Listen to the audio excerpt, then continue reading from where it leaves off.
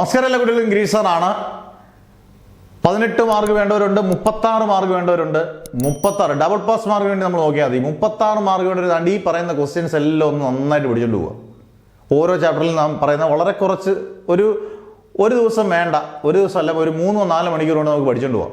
ഇത്രയും ക്വസ്റ്റ്യൻസ് നിങ്ങൾ എഴുതി നല്ല വൃത്തിയായിട്ട് പഠിച്ചുകൊണ്ട് പോയി കഴിഞ്ഞാൽ ഓക്കെയാണ്.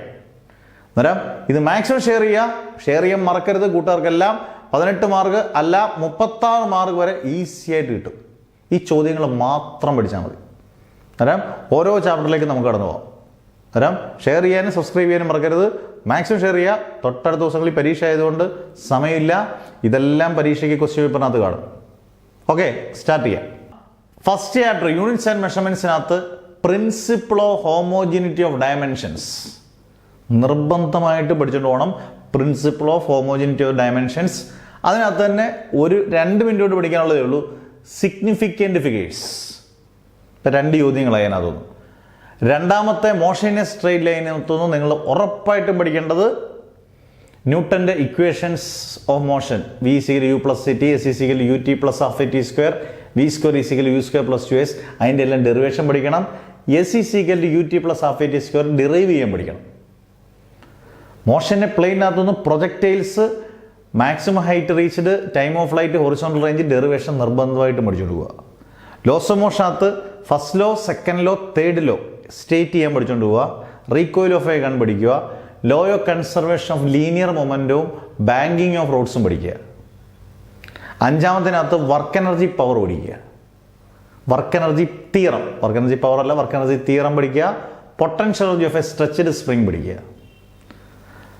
സിസ്റ്റം ഓഫ് പാർട്ടിക്കിൾസ് നിങ്ങൾ പഠിച്ചില്ലെങ്കിലും 7ാമത്തെ ചാപ്റ്ററിനകത്തുനിന്ന് നിങ്ങൾ ഉറപ്പായിട്ടും പഠിക്കുക. ഗ്രാവിറ്റേഷനകത്തുനിന്ന് പഠിക്കുക. Variation of acceleration due to gravity with altitude and depth, escape velocity, orbital velocity. ഇനി സോളിഡ്സിനകത്തുനിന്ന് ഹുക്സിലോ പഠിക്കുക. സ്ട്രെസ് സ്ട്രെയിൻ ഗ്രാഫ് പഠിക്കുക. ഫ്ലൂയിഡ്സിനകത്തുനിന്ന് Bernoulli's theorem, terminal velocity, capillarity, Pascal's law നിർബന്ധമായിട്ടും പഠിക്കുക. തെർമോഡൈനമിക്സും തെർമൽ പ്രോപ്പർട്ടീസും അങ്ങനെയുള്ള 3 ചാപ്റ്ററിൽ നിങ്ങൾ കാർനോട്ട് സൈക്കിൾ പഠിക്കുക നിർബന്ധമായിട്ടും. മീൻ ഫ്രീ പാത്തിന്റെ ഡെറിവേഷൻ പഠിക്കുക. Pressure excited by a gas പഠിക്കുക. ഇങ്ങനെയുള്ള കുറച്ച് ടോപ്പിക്കുകൾ, relation between alpha, beta and gamma പഠിക്കുക. Work done by an isothermal change. ഓസിലേഷനകത്തുനിന്ന് നിർബന്ധമായിട്ടും പഠിച്ചിരിക്കേണ്ടത് examples of simple harmonic motion. Simple പെൻഡലത്തിന്റെ ടൈം പീരീഡ് ഡിറൈവ് ചെയ്യുന്നത്, ലോഡഡ് സ്പ്രിങ്ങിന്റെ ടൈം പീരീഡ് ഡിറൈവ് ചെയ്യുന്നത്.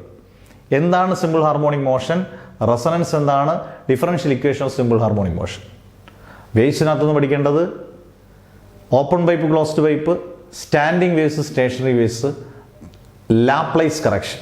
ഇത്രയും മാർക്ക് നിങ്ങൾ മേടിച്ചാൽ ഉറപ്പായിട്ടും നിങ്ങൾക്ക് 36 മാർക്ക് ഡബിൾ പാസ് മാർക്ക് ഉറപ്പിക്കാം. 18 അല്ല, 36 മാർക്ക് ഉറപ്പിക്കാം. അന്നേരം ഈ വീഡിയോ കണ്ട് ഇത്രയും ക്വസ്റ്റ്യൻസ് നിങ്ങളൊന്ന് എടുത്തിട്ട് പഠിച്ചാൽ നിങ്ങൾക്ക് 36 മാർക്ക് ഉറപ്പിച്ച് പരീക്ഷയ്ക്ക് പബ്ലിക് എക്സാം ബെറ്റാണ്. മാഷ് ഇവിടെ തന്നെ ഉണ്ട്, നിങ്ങൾക്ക് ധൈര്യമായിട്ട് പറയാം. അന്നേരം പഠിച്ചുകൊണ്ടേ പോകാവുള്ളൂ. മാക്സിമം കുട്ടികളിലേക്ക് ഷെയർ ചെയ്യുക. സമയം കളയരുത്. Never ever give up.